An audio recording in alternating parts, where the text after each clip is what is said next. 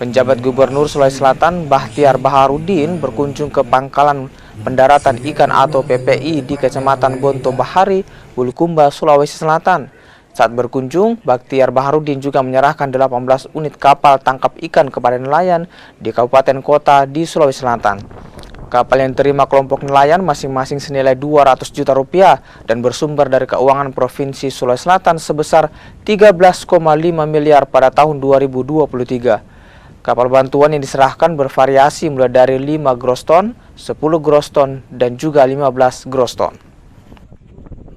Acara kegiatan yang diinisiasi oleh Kepala Dinas Perikanan Pak Emilyas itu adalah pembagian kapal ya, sejumlah kapal, 18 ya, sekarang 8 unit untuk para nelayan kita. Jadi ini stimulan aja sih sebenarnya buat masyarakat kita.